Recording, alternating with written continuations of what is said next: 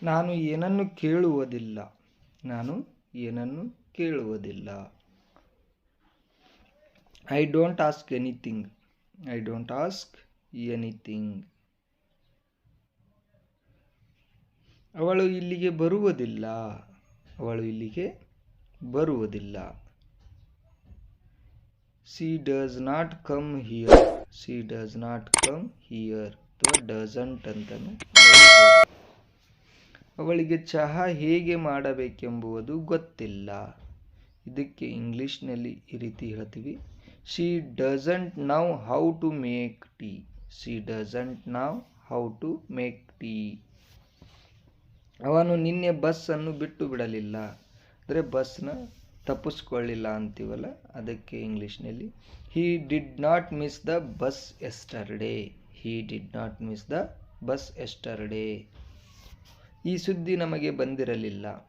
ಇದು ಯಾವುದಾದರೂ ಒಂದು ಕೆಟ್ಟ ಸುದ್ದಿ ತೀರ್ಕೊಂಡಲ್ಲಿ ಪಂಡಲ್ಲಿ ಹೇಳ್ತೀವಲ್ಲ, ಅದನ್ನೇ we haven't heard this news. We haven't heard this news. ಅವಳಿಗೆ ಮದುವೆಯಾಗಿಲ್ಲ. ಅವಳಿಗೆ ಮದುವೆ ಆಗಿಲ್ಲ ಅನ್ನೋಕ್ಕೆ ಇಂಗ್ಲೀಷ್ನಲ್ಲಿ ಈ ರೀತಿ ಹೇಳ್ತೀವಿ, ಸಿ ಈಸಂಟ್ ಮ್ಯಾರಿಡ್ ಅಥವಾ ಸಿ ಈಸ್ ನಾಟ್ ಮ್ಯಾರಿಡ್ ಅಂತಲೂ ಹೇಳ್ತೀವಿ. ನಾವು ಇಂದು ತಡವಾಗಿಲ್ಲ ಅಂದರೆ ನಾವು ಇಂದು ಬರಾಕ ತಡವಾಗಿಲ್ಲ, ಕರೆಕ್ಟ್ ಟೈಮಿಗೆ ಬಂದೇವಿ ಅನ್ನೋಕ್ಕೆ we are not late today.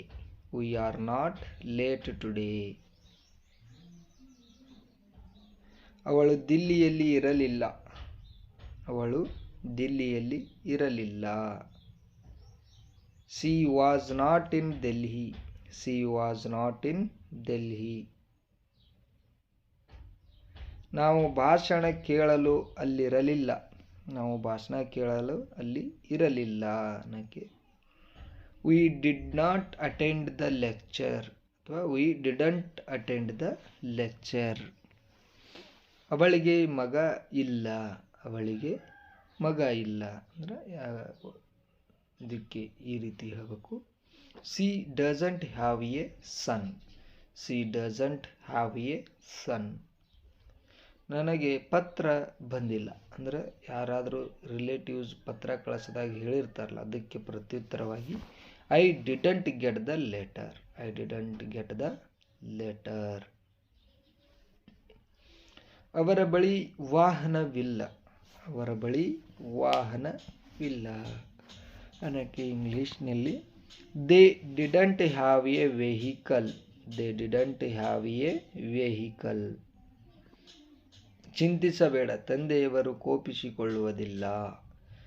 ಇದಕ್ಕೆ ಇಂಗ್ಲೀಷ್ನಲ್ಲಿ ಈ ರೀತಿ ಹೇಳ್ತೀವಿ, don't worry, father won't be angry. Don't worry, father won't be angry. ತಂದೆಯವರು ನಾಳೆ ಮನೆಯಲ್ಲಿ ಇರುವುದಿಲ್ಲ. ತಂದೆಯವರು ನಾಳೆ ಮನೆಯಲ್ಲಿ ಇರುವುದಿಲ್ಲ.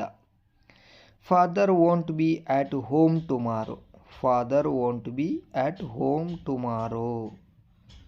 ನಾಳೆ ನಾವು ಬರಲು ತಡವಾಗುವುದಿಲ್ಲ.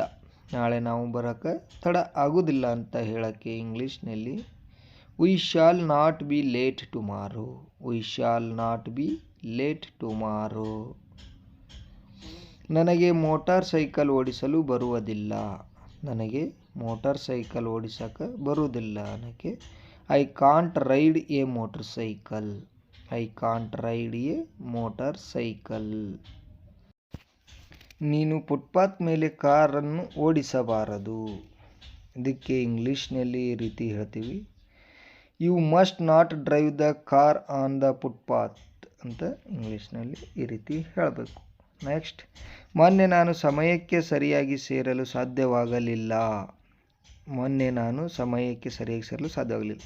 I couldn't reach in time day before yesterday.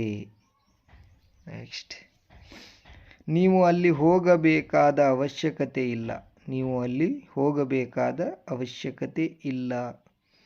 You needn't go there. You needn't go there. ಅದಕ್ಕೆ ನೆಕ್ಸ್ಟ್, ಯಾವ ತೊಂದರೆಯೂ ಇಲ್ಲ. ಯಾವ ತೊಂದರೆಯೂ ಇಲ್ಲ ಅನ್ನೋಕ್ಕೆ ನೋ ಪ್ರಾಬ್ಲಮ್. ನೋ ಪ್ರಾಬ್ಲಮ್ ಅಂತ ಹೇಳ್ತೀವಿ. ಯಾವ ತೊಂದರೆಯೂ ಇಲ್ಲ.